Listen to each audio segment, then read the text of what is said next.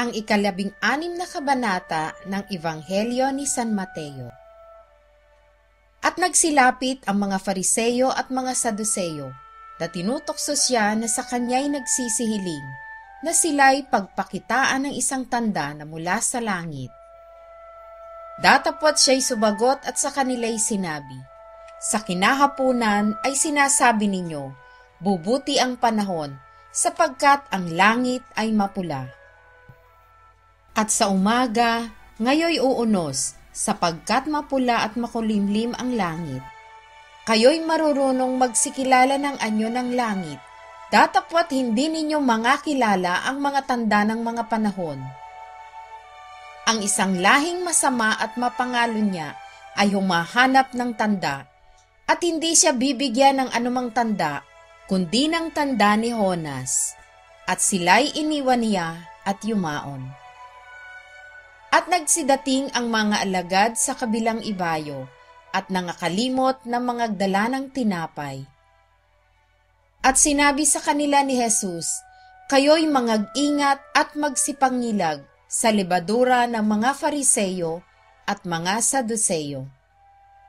At sila'y nangagkatwiranan sa kanilang sarili, na nagsasabi, "Hindi tayo nangakapagbaon ng tinapay." At nang matalastas ni Jesus ay sinabi, "O kayong kakaunti ang pananampalataya, bakit kayo'y nangagbubulay-bulay sa inyong sarili, sapagkat wala kayong tinapay? Hindi pa ba ganinyo natatalastas, at hindi ninyo naaalaala ang 5 tinapay sa 5,000 lalaki? At kung ilang bakol ang inyong nailigpit? Niyaong 7 tinapay sa 4,000 lalaki, at kung ilang bakol ang inyong nailigpit? Ano't hindi nyo napag-unawa na hindi ang sinabi ko sa inyo'y tungkol sa tinapay? Datapwat kayo'y mangag-ingat sa lebadura ng mga Fariseyo at ng mga Saduseyo." Nang magkagayoy kanilang natalastas na sa kanila'y hindi ipinag-utos na sila'y magsipag-ingat sa lebadura ng tinapay, kundi sa mga aral ng mga Fariseyo at ng mga Saduseyo. Nang dumating nga si Jesus sa mga sakop ng Cesarea ni Filipo, ay itinanong niya sa kanyang mga alagad na sinasabi, "Ano baga ang sabi ng mga tao kung sino ang anak ng tao?"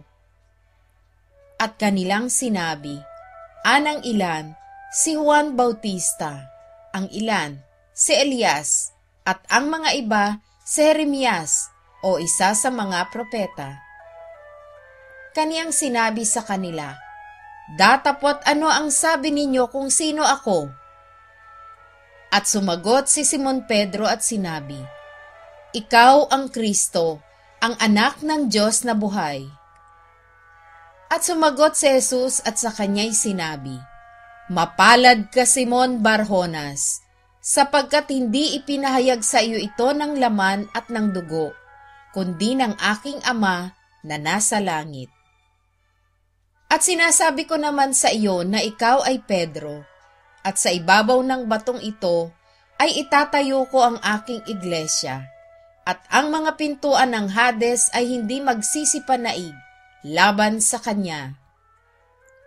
Ibibigay ko sa iyo ang mga susi ng kaharian ng langit, at anumang iyong talian sa lupa ay tinatalian sa langit, at anumang iyong kalagan sa lupa ay kinakalagan sa langit."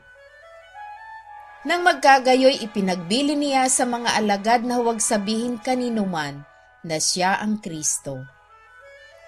Mula ng panahong yaoy, nagpasimulang ipinakilala ni Jesus sa kanyang mga alagad na kinakailangang siya'y pumaroon sa Jerusalem at magbata ng maraming bagay sa matatanda at sa mga pangulong saserdote at sa mga eskriba, at siya'y patayin at muling ibangon sa 3 araw. At isinama siya ni Pedro at nagpasimulang siya'y pinagwikaan na nagsasabi, "Panginoon, malayo ito sa iyo, kailanman ay hindi mangyayari ito sa iyo." Datapwat lumingon siya at sinabi kay Pedro, "Lumagay ka sa likuran ko, Satanas, ikaw ay tisod sa akin, sapagkat hindi mo pinag-iisip ang mga bagay ng Diyos, kundi ang mga bagay ng tao. Nang magkagayoy sinabi ni Jesus sa kanyang mga alagad, kung ang sino mang tao'y ibig sumunod sa akin, ay tumanggi sa kanyang sarili, at pasanin ang kanyang krus, at sumunod sa akin. Sapagkat ang sino mang mag-ibig iligtas ang kanyang buhay, ay mawawala nito, at ang sino mang mawala ng kanyang buhay dahil sa akin, ay makakasumpong niyaon.